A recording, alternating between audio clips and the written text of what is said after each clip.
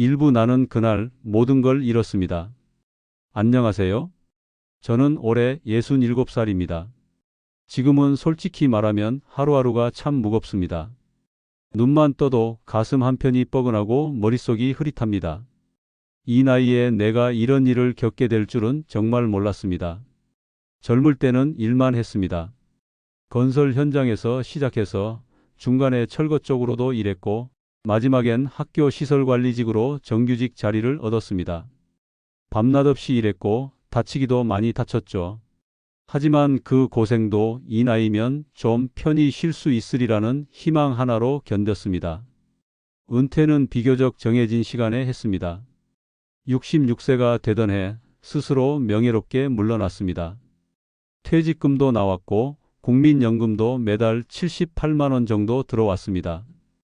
아내와 둘이 살기에 아주 넉넉하진 않아도 밥은 먹고 살겠다 싶었죠. 그동안 틈틈이 모은 적금, 보험, 퇴직금 딱 모아보니 7천만 원 정도 되더군요. 정말 피 같은 돈이었습니다. 그 돈은 손도 대지 않았습니다. 이제 진짜 노후가 시작되니까 그 돈은 아파서 병원이라도 가게 될 때나 쓰자. 급하게 자식한테 뭐 해줘야 할 때만 쓰자 마음 먹고 있었어요. 아내는 틈틈이 알바로 마트 캐셔도 하고 동네 반찬 가게 도와주기도 했습니다. 이제 좀 쉬어도 되겠다 싶었죠. 그날도 평소처럼 조용한 오후였습니다. TV를 보다 말고 갑자기 전화가 왔습니다. 국민권익위원회라고 떴습니다. 처음엔 이상했어요. 뭐지? 왜 거기서 전화가 오지? 받았더니 차분한 남자 목소리가 들렸습니다. 고객님, 현재 고객님의 명의로 개설된 통장에서 불법 자금 흐름이 확인되었습니다. 현재 사법기관의 조사가 진행 중이며 고객님의 자산이 범죄에 연루되었을 가능성이 있어 긴급 동결 조치가 필요합니다. 순간 머리가 하얘졌습니다. 내가 뭔 죄를 지었지? 통장이 왜? 속으로 몇 번이고 되뇌었지만 목소리는 너무나 단정하고 또박또박했습니다. 그리고 이어지는 말, 경찰에 신고하시면 수사 진행이 늦어지고 범죄 혐의가 고객님에게 씌워질 수 있습니다. 현재 내부 정보는 외부에 유출하면 안 됩니다. 저희가 법적으로 안내 드릴 수 있도록 검찰 쪽으로 연결해 드리겠습니다. 그 말을 듣고 바로 끊지 못했습니다. 곧바로 또 전화가 걸려왔습니다. 이번엔 02로 시작하는 번호였습니다. 서울중앙지검 검사라고 소개했습니다. 이상하다는 생각 당연히 들었습니다. 그런데 그 목소리, 어쩐지 너무 진지했고 막무가내로 몰아붙이지 않았습니다. 오히려 조곤조곤 설명을 했어요. 현재 고객님의 명의로 된 계좌 중 하나가 마약 관련 범죄에 사용되었고 이 자금의 흐름을 추적하고 있는 중입니다. 고객님은 현재 용의선상에 올라 있습니다. 나는 그때부터 정신이 혼미해졌습니다. 심장이 미친 듯이 뛰었고 온몸에 식은땀이 났습니다. 계좌가 마약에? 말도 안 되는 일이지만 그 말을 계속 들으니 어느 순간 혹시 누가 내 주민등록번호로 대포통장을 만들었나? 하는 의심이 들었습니다. 그렇게 10분, 20분. 전화는 계속 이어졌고 그들은 나에게 말했습니다. 만약 실제 범죄와 무관하시다면 검찰 계좌에 본인의 자산을 안전하게 보호해야 합니다. 이는 임시 안전계좌이며 추후 수사 종료 후 즉시 환급됩니다. 본인 명의 계좌는 현재 위험합니다. 그때부터 머릿속은 공황 상태였습니다. 돈을 지키기 위해선 그들이 말한 대로 해야 한다고 믿게 됐습니다. 나는 통장 잔액을 확인했고 그중 일부만이라도 우선 보내보자고 생각했습니다. 첫 이체는 300만 원이었습니다. 계좌번호를 받았고 이름도 그럴듯했습니다. 직업 예금 보험관리. 은행 직원이 정말 보내시겠냐고 물었지만 난 떨리는 손으로 고개를 끄덕였습니다. 그리고 며칠 후 또 전화가 왔습니다. 이번엔 급하게 말했습니다. 지금 다른 계좌도 위험합니다. 오늘 안에 전액 옮기셔야 보호가 가능합니다. 고객님의 계좌가 동결되기 전에 보호해야 합니다. 그때 나는 나도 모르게 7천만 원 전액을 이체했습니다. 그 모든 일이 4일 사이에 일어난 일이었습니다. 그리고 마지막 이체 후 더는 전화가 오지 않았습니다. 처음엔 통화 중 연결이 끊겼겠지 싶었습니다. 조금 기다리면 다시 전화가 오겠지. 하지만 하루, 이틀, 사흘 아무런 연락도 없었습니다. 이상하다 싶어 전화를 걸었던 번호로 다시 걸었습니다. 없는 번호였습니다. 그제서야 현실이 느껴졌습니다. 내가 속았구나. 정말로 다 속았구나. 머리가 쥐어뜯어질 것처럼 아팠습니다. 목이 타고 심장이 두근거리고 그대로 주저앉았습니다. 아내에게 말도 못했습니다. 내가 내 손으로 우리 노후 자금을 몽땅 날려버렸습니다. 난 이제 어떻게 살아야 하지? 이부 아내에게 말하지 못한 지옥의 시간. 그날 이후 나는 하루도 제대로 잠을 자지 못했습니다. 눈을 감으면 그 목소리가 들렸고 눈을 뜨면 통장을 열어보게 되더군요. 잔고 영원. 내가 평생 모은 돈이 그 많은 돈이 딱 영원이 되어 있었습니다. 처음엔 실감이 나지 않았습니다. 아무리 들여다봐도 혹시라도 은행에 오류가 있는 건 아닐까? 보이스피싱이 아니길 누군가 장난을 친 건 아닐까? 말도 안 되는 상상을 몇 번이고 반복했습니다. 하지만 진실은 변하지 않았습니다. 나는 속았고 그걸로 모든 걸 잃었습니다. 며칠 동안 방 안에 틀어박혀 있었습니다. 밥도 먹지 않았고 말도 하지 않았습니다. 아내는 처음엔 아픈 줄 알았는지 죽을 끓이고 물을 끓여왔습니다. 하지만 나는 아무 말도 하지 않았습니다. 어떻게 말합니까? 그 돈이 어떤 돈인데? 그 돈만은 손대지 않자고 아프면 그때 쓰자고 했던 돈인데? 나는 경찰서를 찾아갔습니다. 입이 바싹 말라서 말도 제대로 나오지 않았지만 직원은 차분히 말하더군요. 이건 보이스피싱입니다. 이체하신 금액은 되찾기 힘듭니다. 사건 접수는 하겠지만 환급은 사실상 어렵습니다. 그 말을 듣고 돌아서는 순간 내 다리가 주저앉았습니다. 한쪽 벽에 기대서 겨우 숨을 골랐습니다.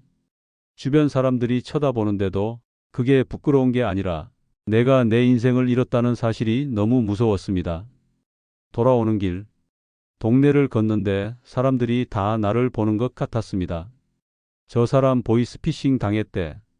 저 나이에 안 됐다. 그 누구도 그렇게 말하진 않았지만 내 머릿속에선 그런 말들이 자꾸 맴돌았습니다. 며칠이 지나도록 나는 집에 제대로 들어가지 않았습니다. 찜질방에 갔고 밤거리를 돌았고 차가운 벤치에 앉아 있기도 했습니다. 휴대폰은 꺼놨습니다. 아내에게서 수십 통의 부재중 전화가 와 있었지만 차마 받을 수가 없었습니다. 이 사실을 말하는 순간 아내는 무너질 것이고 우리는 함께 가라앉을 게 분명했습니다. 하지만 더는 숨길 수 없었습니다. 공과금 납부일이 다가왔고 나는 지갑에 남은 10,000원 한 장을 만지작거리며 그 돈으로 무엇을 해야 할지를 고민했습니다. 집에 돌아갔습니다. 아내는 아무 말 없이 나를 바라봤습니다. 말없이 식탁에 밥을 차려놓고 내 앞에 국을 툭 내려놓았습니다. 나는 그릇을 바라보다가 그만 울어버렸습니다. 여보 미안해. 정말 미안해. 아내는 아무 말도 하지 않았습니다. 조용히 앉아 나를 바라봤습니다. 나는 그날 있었던 일, 어떻게 시작됐고 어떻게 끝났는지 모든 걸 털어놓았습니다. 이야기를 끝내고 나서도 아내는 한참 동안 말이 없었습니다. 그러다 조용히 말했습니다. 그 돈 말고 우리 가진 게 또 뭐가 있더라? 나는 숨을 삼켰습니다. 없어. 그게 전부였어. 아내는 잠시 눈을 감고 고개를 끄덕였습니다. 그래도 당신 살아있잖아. 우리가 둘 다 죽은 게 아니라면 다시 시작하면 되지. 그 말에 더 눈물이 쏟아졌습니다. 그게 위로가 되는 말인지 나를 더 찌르는 말인지 도무지 알 수 없었습니다. 그날 이후 집안 공기가 달라졌습니다. 우리는 말이 줄었고 TV도 잘 켜지 않았습니다. 아내는 가끔 멍하니 창밖을 보다가 자리를 털고 일어나 청소기를 돌렸습니다. 나는 내가 뭘 할 수 있을까를 매일매일 고민했습니다. 은행 통장에는 돈이 없고 카드값도 밀려 있고 연체 안내 문자에 하루에도 몇 번씩 가슴이 철렁 내려앉습니다. 자식들에겐 아직 말하지 않았습니다. 큰딸은 결혼해서 경기도에 살고 작은 아들은 아직 취직도 못한 상태인데 이런 말 하면 뭐가 달라지겠습니까? 나는 아직 그들에게 아버지로서 남아있고 싶었습니다. 그게 이 나이에 남은 마지막 자존심이었습니다. 하지만 현실은 잔인했습니다. 며칠 후 아내가 조심스럽게 말했습니다. 우리 집이라도 팔까? 그 말에 나는 고개를 절레절레 흔들었습니다. 그 집은 우리가 마지막으로 지키고 있는 보금자리였습니다. 그 집마저 팔면 우리는 진짜 길거리에 나앉는 겁니다. 하지만 그 말이 며칠 뒤엔 현실이 되었습니다. 전세 만기일이 다가왔고 우리는 더 이상 전세금을 유지할 수 없었기에 작은 월세방으로 이사를 가야 했습니다. 짐을 싸는 내내 나는 아무 말도 하지 않았습니다. 아내도 말이 없었습니다. 침묵 속에서 우리는 서로를 원망하지도 위로하지도 못했습니다. 이 모든 게 나의 실수로 시작된 일이기에 나는 아내에게 어떤 말도 할 수 없었습니다. 어느 날 새벽녘에 눈을 떴습니다. 잠이 들지 않아 창문을 열었는데 그 골목 어귀에서 누군가 폐지를 줍고 있는 모습을 봤습니다. 허리를 굽혀 상자를 정리하고 있는 모습이 그렇게 낯설지가 않았습니다. 나도 이제 그런 일을 해야겠구나. 그게 현실이겠구나. 나는 그 순간 이 세상이 얼마나 무섭고 얼마나 차가운 곳인지를 온몸으로 실감했습니다. 3부 나는 모든 걸 잃었지만 아직 살아 있습니다. 작은 월세방으로 이사 온 첫날 나는 벽에 기대앉아 한참을 울었습니다. 울고 또 울었습니다. 누가 볼까 걱정하지 않아도 되는 그 공간에서 나는 처음으로 소리 내어 울었습니다. 눈물이 마르니 허기가 밀려왔습니다. 냉장고엔 반찬통 하나 없었고 밥솥은 비어 있었습니다. 아내는 작은 종이봉투를 건넸습니다. 그 안엔 구겨진 5만 원짜리 2장이 있었습니다. 당분간은 우린 이렇게 살아야 해. 그 말을 들으며 나는 더는 울지 않았습니다. 그날 밤 나는 핸드폰을 켜고 일자리를 찾기 시작했습니다. 노인 일자리, 단기 알바, 67세 일 가능.